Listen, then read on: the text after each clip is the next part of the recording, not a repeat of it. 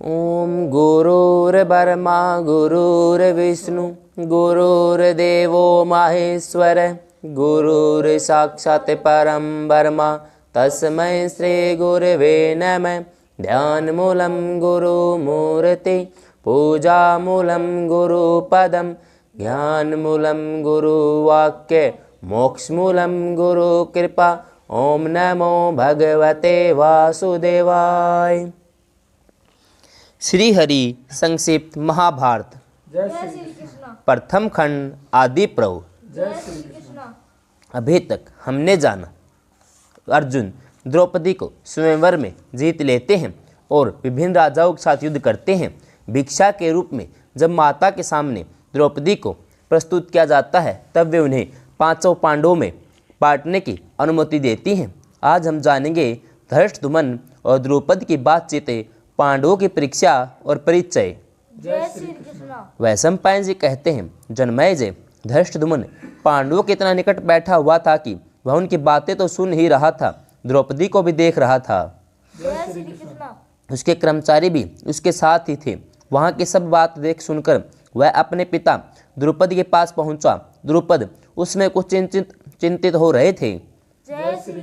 उन्होंने अपने पुत्र धृष्टद्युम्न को देखते ही पूछा, बेटा द्रौपदी कहाँ गई? उसे ले जाने वाले कौन हैं? मेरी कन्या किसी श्रेष्ठ क्षत्रिय अथवा ब्राह्मण के हाथ में पड़ी है न? कहीं किसी वैसे या शूद्र को तो नहीं मिल गई? क्या ही अच्छा होता यदि मेरी सौभाग्यवती पुत्री नररत्न अर्जुन को प्राप्त हुई होती।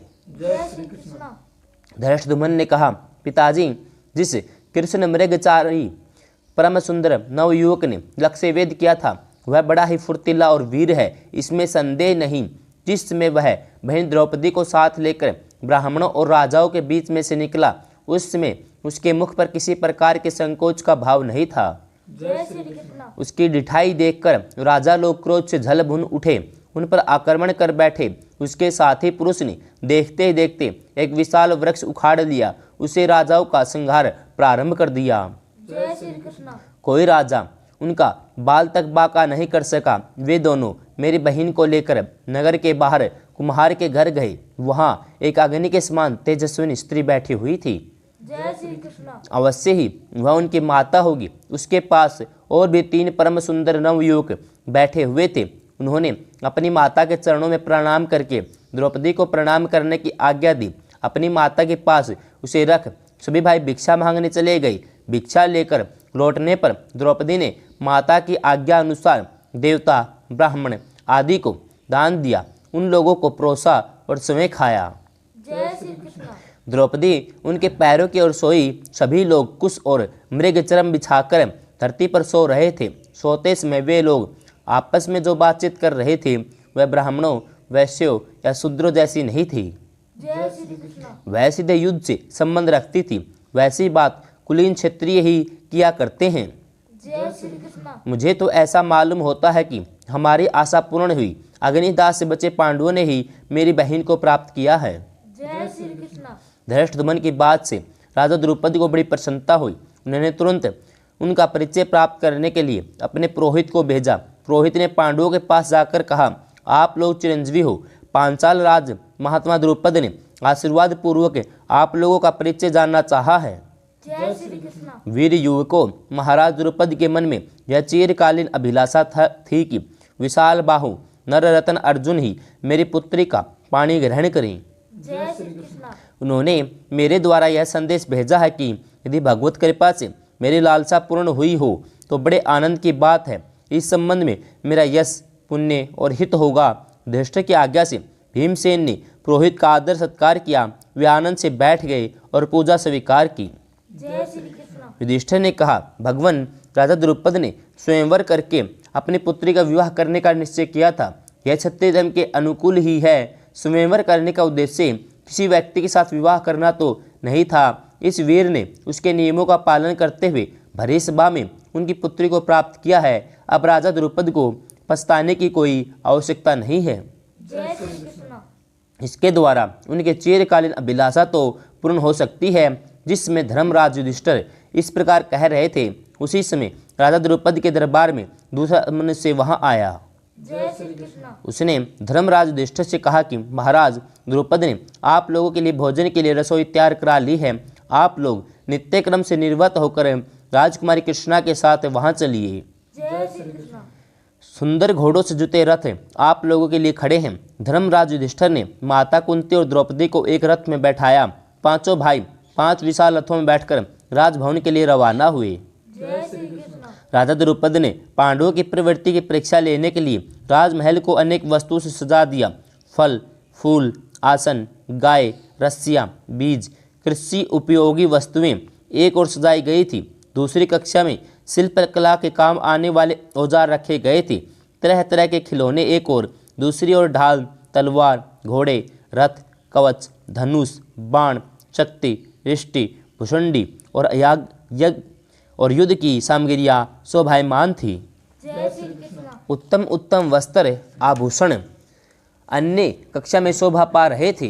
जय श्री कृष्ण। जिसमें पांडवों के रथ वहां पहुंचे। माता कुंती और राजकुमारी द्रौपदी तो रनिवास में चली गई। राजमहल की स्त्रियों ने बड़े आदर सत्कार के साथ उनकी अगवानी और सम्मान किया। जय श्री कृष्ण। इधर राजा, मंत्री, राजकुमार, उनके इष्ट मित्र, कर्मचारी, सम्मानित पुरुष पांडवों के शरीर की गठन, चाल, ढाल, प्रभाव, पराक्रम आदि देखकर बहुत आनंद के साथ उनका स्वागत करने लगे। जय श्री कृष्ण। जो बड़े ऊंचे ऊंचे और बहुमूल्य राज उचित आसन लगाए गए थे, उन पर पांडव बिना किसी हिचकिचाहट के जाकर बैठ गए। जय श्री कृष्ण। दास दासी सोने के बर्तनों में बड़े सज धज के साथ सुंदर सुंदर भोजन परोसने लगे और उन लोगों ने उचित रीति से सबको ग्रहण किया। जय श्री कृष्ण। भोजन के बाद जब सब वस्तुओं को देखने दिखाने का अवसर आया, तब पांडवों ने पहले उसी कक्षा में प्रवेश किया जिसमें युद्ध संबंधी वस्तुएं रखी हुई थी। जय श्री कृष्ण। उनका यह काम देखकर सभी लोगों के मन में यह निश्चय हो गया कि ये अवश्य ही पांडव राजकुमार हैं। जय श्री कृष्ण। पांचाल राज द्रौपदी ने धर्मराज युधिष्ठिर को अलग बुलाकर कहा, आप लोग ब्राह्मण, वैश्य, क्षत्रिय अथवा शूद्र हैं, यह बात हम कैसे मालूम करें? जय श्री कृष्ण। कहीं आप लोग देवता तो नहीं जो मेरी पुत्री को प्राप्त करने के लिए इस वेश में आए हैं? जय श्री कृष्ण। धर्मराज युधिष्ठिर ने कहा, राजेंद्र, आपकी अभिलाषा पूर्ण हुई, आप प्रसन्न हो। मैं महात्मा पांडु का पुत्र युधिष्ठिर हूँ। जय श्री कृष्ण। मेरे चारों भाई भीमसेन, अर्जुन, नकुल, सहदेव वहाँ बैठे हुए हैं। मेरी माता कुंती राजकुमारी द्रौपदी के साथ रनिवास में है। जय श्री कृष्ण। व्यास जी के द्वारा द्रौपदी के साथ पांडवों के विवाह का निर्णय। जय श्री कृष्ण। धर्मराज युधिष्ठिर की बात सुनकर द्रौपदी की आंखें प्रसन्नता से खिल उठी। आनंद मगन हो जाने के कारण वे कुछ भी बोल न सके। द्रौपदी ने ज्यों त्यों करके अपने को संभाला। युधिष्ठिर ने वारणावत नगर के लाक्षा भवन से निकलकर भागने और अब तक के जीवन निर्वाह का समाचार पूछा। युधिष्ठिर ने संक्षेप में क्रमशः सब बातें कह दी। तब द्रौपदी ने धृतराष्ट्र को बहुत कुछ बुरा भला कहा और युधिष्ठिर को आश्वासन दिया कि मैं तुम्हारा राज्य तुम्हें दिलवा दूंगा। जय श्री कृष्ण। अनंतर उन्होंने कहा कि युधिष्ठिर, अब तुम अर्जुन को आज्ञा दो कि वे विधि पूर्वक द्रौपदी का पाणी ग्रहण करें। युधिष्ठिर ने कहा, राजन, विवाह तो मुझे भी करना ही है। द्रौपदी बोले, यह तो बड़ी अच्छी बात है, तुम ही मेरी कन्या का विधि पूर्वक पाणी ग्रहण करो।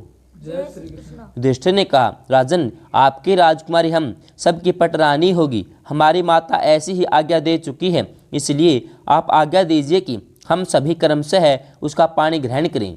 जय श्री कृष्ण। राजा द्रुपद बोले, कुरुवंश भूषण, तुम यह कैसी बात कर रहे हो? एक राजा की बहुत सी रानियां तो हो सकती हैं, परंतु एक क्षत्रिय के बहुत से पति हों, ऐसा तो कभी सुनने में नहीं आया। जय श्री कृष्ण। तुम धर्म के मर्मज्ञ और पवित्र हो। तुम लोक मर्यादा और धर्म के विपरीत ऐसी बात सोचनी भी नहीं चाहिए। जय श्री कृष्ण। युधिष्ठिर बोले, महाराज, धर्म की गति बड़ी सूक्ष्म है। हम लोग तो उसे ठीक ठीक समझते भी नहीं हैं। हम तो उसी मार्ग से चलते हैं जिससे पहले के लोग चलते रहे हैं। मेरी वाणी कभी झूठ नहीं बोलती। मेरा मन कभी अधर्म की ओर नहीं जाता। मेरी माता ऐसी आज्ञा है और मेरा मन इसे स्वीकार करता है। जय श्री कृष्ण। द्रौपदी ने कहा, अच्छी बात है, पहले तुम्हारी माता और धृष्टद्युम्न सब मिलकर कर्तव्य का निर्णय करें, फिर बतलावें। जय श्री कृष्ण। उसके अनुसार जो कुछ करना होगा, कल किया जाएगा। सब लोग इकट्ठे होकर विचार करने लगे। उसी समय भगवान वेद व्यास अचानक आ गए। सब लोगों ने अपने अपने आसन से उठकर उनका स्वागत अभिनंदन किया। प्रणाम करके उन्हें सर्वश्रेष्ठ स्वर्ण सिंहासन पर बैठाया। व्यास जी की आज्ञा से सब लोग अपने अपने आसन पर बैठ गए। जय श्री कृष्ण। कुशल समाचार निवेदन करने के बाद राजा द्रुपद ने भगवान व्यास से प्रश्न किया, भगवान, एक स्त्री अनेक पुरुषों की धर्मपत्नी किस प्रकार हो सकती है? जय श्री कृष्ण। ऐसा करने से संकरता का रोग दोष तो नहीं होगा। आप कृपा करके मेरा धर्म संकट दूर कीजिए। जय श्री कृष्ण। व्यास जी ने कहा, राजन, एक स्त्री के अनेक पति हों, यह बात लोकाचार और वेद के विरुद्ध है, समाज में प्रचलित भी नहीं है। इस विषय में तुम लोगों ने क्या सोच रखा है, पहले अपना मत सुनाओ। जय श्री कृष्ण। द्रुपद ने कहा, भगवान, मैं तो ऐसा समझता हूँ, ऐसा करना अधर्म है। लोकाचार, वेदाचार और सदाचार के विपरीत होने के कारण एक स्त्री बहुत पुरुषों की पत्नी नहीं हो सकती। जय श्री कृष्ण। मेरे विचार से ऐसा करना अधर्म है। धृष्टद्युम्न बोला, भगवान, मेरा भी यही निश्चय है। कोई भी सदाचारी पुरुष अपनी भाई की पत्नी के साथ कैसे सहवास कर सकता है? जय श्री कृष्ण। दुष्ट ने कहा, मैं आप लोगों के सामने फिर से यह बात दोहराता हूँ कि मेरी वाणी से कभी झूठ बात नहीं निकलती, मेरा मन कभी अधर्म की ओर नहीं जाता। मेरी बुद्धि मुझे स्पष्ट आदेश दे रही है कि यह अधर्म नहीं है। जय श्री कृष्ण। शास्त्रों में गुरुजनों के वचनों को ही धर्म कहा गया है। माता गुरुजनों में सर्वश्रेष्ठ है।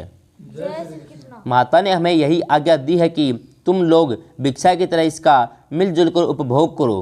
जय श्री कृष्ण। मेरी दृष्टि में वैसा करना धर्म ही जचता है। कुंती ने कहा, मेरा बेटा युधिष्ठिर बड़ा धार्मिक है, उसने जो कुछ कहा बात वैसी ही है। मुझे अपनी वाणी मिथ्या होने का भय है, इसलिए आप लोग बतलाइए अब कौन सा उपाय किया जाए जिससे मैं असत्य से बच जाऊं।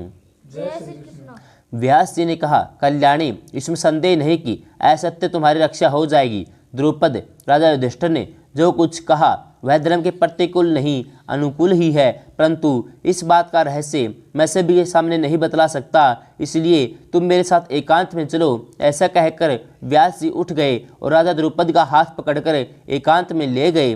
धृष्टद्युम्न आदि उनकी बाट देखते हुए वहीं बैठे रहे। जय श्री कृष्ण। व्यास जी ने द्रुपद को एकांत में ले जाकर द्रौपदी के पहले के 2 जन्मों की कथा सुनाई और यह बतलाया कि भगवान शंकर के वरदान के कारण ये 5 ही द्रौपदी के पति होंगे। इसके बाद उन्होंने कहा, द्रुपद, मैं प्रसन्नतापूर्वक तुम्हें दिव्य दृष्टि देता हूँ, उसके द्वारा तुम इन पांडवों के पूर्व जन्म के शरीर को देखो। द्रुपद ने भगवान वेद व्यास की कृपा प्रसाद से दिव्य दृष्टि प्राप्त करके 5 पांडवों के दिव्य रूप चमक रहे थे। वे अनेकों आभूषण धारण किए हुए थे।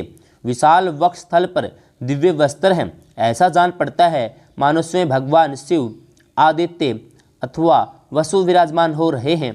साथ ही उन्होंने यह भी देखा कि उनकी पुत्री द्रौपदी दिव्य रूप से चंद्रकला, अग्निकला के समान देदीप्यमान हो रही है, मानो उसके रूप में भगवान की दिव्य माया ही प्रकाशित हो रही हो। जय श्री कृष्ण। वह रूप, तेज और कीर्ति के कारण पांडवों के सर्वथा अनुरूप दिख रही थी।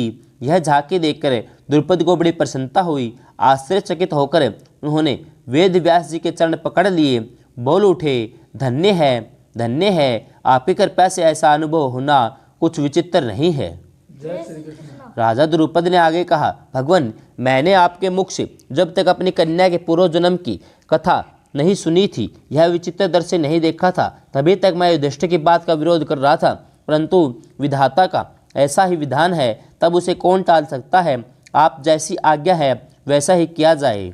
जय श्री कृष्ण। भगवान शंकर ने जैसा वर दिया, चाहे वह धर्म हो या अधर्म, वैसा ही होना चाहिए। जय श्री कृष्ण। अब इसमें मेरा कोई अपराध नहीं समझा जाएगा, इसलिए 5 पांडव प्रसन्नता के साथ द्रौपदी का पानी ग्रहण करें, जय श्री कृष्ण। क्योंकि द्रौपदी 5 भाइयों की पत्नी के रूप में प्रकट हुई है। क्योंकि द्रौपदी 5 भाइयों की पत्नी के रूप में प्रकट हुई है। जय श्री कृष्ण। जय श्री कृष्ण।